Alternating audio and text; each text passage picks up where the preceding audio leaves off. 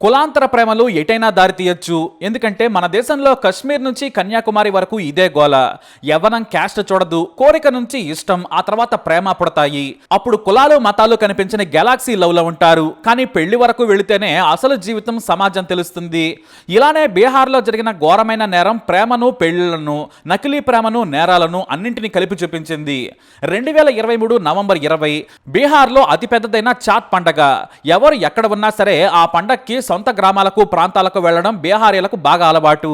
తమ భర్త, పిల్లలు బాగుండాలని 4 రోజుల పాటు వరుసగా పూజలు చేస్తారు మహిళలు. సరిగ్గా చివరి రోజున లఖిసారాయి జిల్లాలోని శివారు ప్రాంతంలోని 60 ఏళ్ల శశిభూషణ్ ఇంటికి తుపాకీతో వెళ్లాడు 25 ఏళ్ల ఆశిష్ చౌదరి. తలుపు తీసుకుని వెళ్ళగానే అందరూ హాల్లోనే కూర్చున్నారు.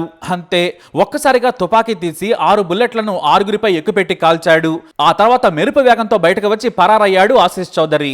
తుపాకీ చప్పుళ్లతో పాటు కాపాడండి అన్న ఇంట్లోని 6గురి కేకలు విని పక్కింటి వాళ్లు శశిభూషణ్ ఇంటికెళ్లారు. స్థానికుల సాయంతో వారిని ఆసుపత్రికి తరలించారు. కానీ అప్పటికే 3 చనిపోయారు. వారిలో 2 అన్నదమ్ములు, అలాగే వారి సోదరి ఉన్నారు. ఇక శశిభూషణ్, అతని 2 కోడళ్లు ప్రాణాలతో పోరాడి బయటపడ్డారు. ఇక పోలీసులు ఆ ప్రాంతానికి చేరుకున్నారు. కులం గొడవతో ఆ ప్రాంతం అట్టుడిగిపోయింది. దళితుడైన యువకుడు బ్రాహ్మణ కుటుంబంపై దాడి చేశాడనే వార్తతో ఉద్రిక్తంగా మారింది. దీంతో పోలీసులు 3 రోజులు పికెట్ ఏర్పాటు చేసి భద్రతా ఏర్పాట్లు చేశారు. ఇక హంతకుడు ఆశిష్ చౌదరి కోసం పోలీసులు వేట మొదలు పెట్టారు. కానీ నెల తర్వాత నిందితుడు పోలీసులకు విధి లేక చిక్కాడు. ఎందుకంటే ఈ హత్యలో అతని తండ్రి, కుటుంబ సభ్యులను కూడా అరెస్టు చేశారు. ఇక తుపాకీని 40,000కు అమ్మిన వ్యక్తిని అతని కాల్ డేటా ఆధారంగా అరెస్టు చేశారు పోలీసులు.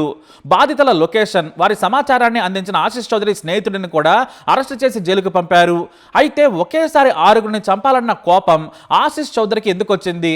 ఇక్కడి నుంచి పోలీసులు విచారణ మొదలు పెడితే ఎక్కడికో వెళ్ళింది. హంతకుడు ఆశిష్ చౌదరి ఇంటి పక్కనే ఉంటుంది దుర్గా. వీళ్ళిద్దరూ 10 ఏళ్లుగా తెలుసు. కానీ ఆశిష్ దళితుడు, దుర్గా అగ్రకులం యువతి. అయితే వీళ్ళిద్దరి పరిచయం కాస్త ప్రేమకు దారితీసింది. చాలా రహస్యంగా 3 ఏళ్లు ప్రేమించుకున్నారు. వీరి పెళ్లికి దుర్గా తల్లిదండ్రులు ఒప్పుకోరని వారికి బాగా తెలుసు. ఎందుకంటే కులం అడ్డుగా ఉంది. పైగా దుర్గా తండ్రికి ఆశిష్ ఇంటి పక్కనే గుంట భూమి ఉంది. దాని ఖరీదు చాలా ఎక్కువే. దాన్ని కబ్జా చేయాలని చాలాసార్లు ఆశిష్ కుటుంబం ప్రయత్నించింది. కానీ దుర్గా తండ్రి తన పలుకుబడిని ఉపయోగించి హెచ్చరించాడు. పలుమార్లు ఈ విషయంలో గొడవలు కూడా జరిగాయి. ఖాళీ ప్రదేశంలో చెత్త వేస్తున్నారని కూడా వివాదాలు నడిచాయి. ఈ గొడవల మధ్య దుర్గా తన ప్రియుడిని విడిచి ఉండలేకపోయింది. దీంతో లేచిపోదామని చెప్పాడు ఆశిష్.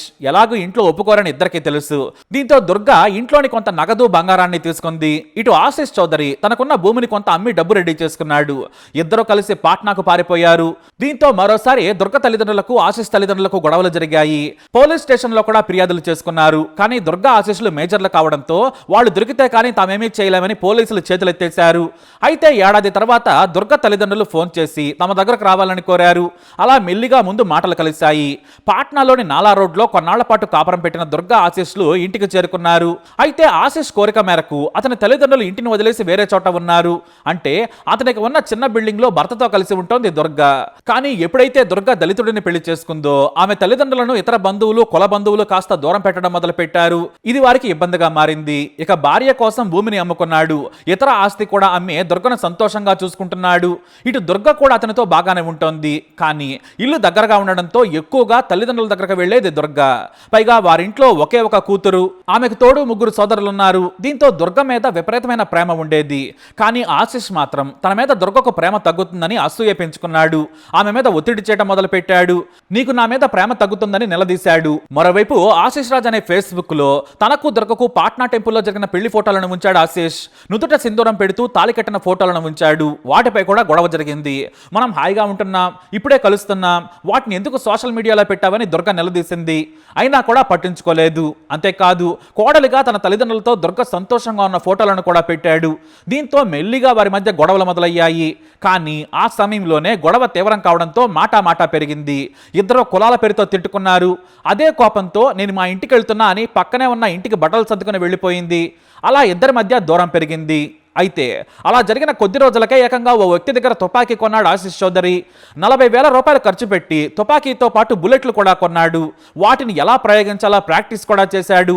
సరిగ్గా పండుగ సంతోషంలో అందరూ ఉండగా తన తండ్రికి ఏకంగా 15 పేజీల లేఖ రాసి ఇంట్లో నుంచి బయటకు వెళ్ళాడు. ఆ తర్వాత తన భార్య దుర్గ ఇంటికి వచ్చి 6 మీద కాల్పులు జరిపాడు. ముందుగా తన భార్య దుర్గ, ఆ తర్వాత మిగతా 5 మీద కాల్పులు జరిపాడు. ఈ ఘటనలో దుర్గతో పాటు ఆమె 2 సోదరులు చనిపోయారు. దుర్గ వదినలు, తండ్రి గాయపడ్డా కూడా ఆసుపత్రిలో కోలుకున్నారు. స్థానికులు వేగంగా ఆసుపత్రికి తీసుకెళ్లడంతో ఆ ముగ్గురు బ్రతికారు.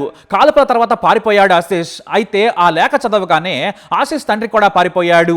పోలీసులు చివరికి అతన్ని ట్రేస్ చేసి పట్టుకోగా తన కొడుకు రాసిన లేఖను పోలీసులకు అందించాడు. అందులో చాలా వివరాలను రాశాడు ఆశీష్. నేను దుర్గను ప్రేమించాను, నన్ను కూడా ఇష్టపడి పెళ్లి చేసుకుంది, కానీ దళితుడిని కాబట్టి వాళ్ళ ఇంట్లో వాళ్ళు ఒప్పుకోలేదు. కానీ తండ్రి గౌరవం కాపాడాలా మళ్ళీ పెళ్లి చేస్తామని పిలిచారు. నా వల్ల వారి బంధువుల్లో పరువు పోయిందంటున్నారు. ఈ మాటలన్నీ దుర్గ నాతో అంది, అందుకే వారిపై పగ పెరిగింది అని రాశాడు ఆశీష్.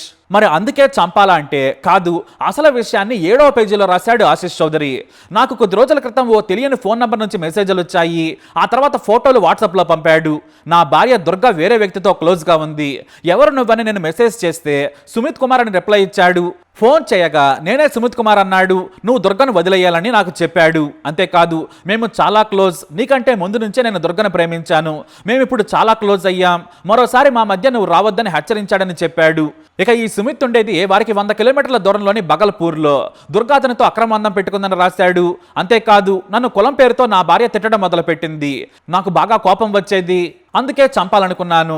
నేను అశోక్ ధామ్కు వెళ్ళి శివుడిని ప్రార్థించాను, నన్ను కాపాడు స్వామి అని ఆశీస్సులు తీసుకున్నాను, 12 జ్యోతిర్లింగాలను దర్శించాను. నిన్ను కూడా తీసుకెళ్దామనుకున్నాను నాన్న. ఇక నాకు జీవితం లేదు, నాకు శివుడే దిక్కు. నిన్ను కూడా అయోధ్య తీసుకెళ్తాను, ఎందుకంటే నాకు ఇక జీవితం లేదనిపిస్తోంది. ముందే చెబితే నువ్వు కోపడతావు, అందుకే గంగాసాగర్ నీకు ముందే చూపించాను. అక్కడ నువ్వు నేను స్నానం చేశాం, అది చాలు ఈ జన్మకు. నేను ఇక వాళ్ళందరినీ చంపేస్తాను. తన కోసం ఆస్తి అమ్ముకున్నానని తండ్రికి రాసిన లేఖలో రాశాడు హంతకుడు ఆశీష్. నేను ఆమె సంతోషం కోసం కష్టపడితే దుర్గ మరొకరితో గడుపుతోంది, కాబట్టి నాకు కనిపించిన మార్గం అదే.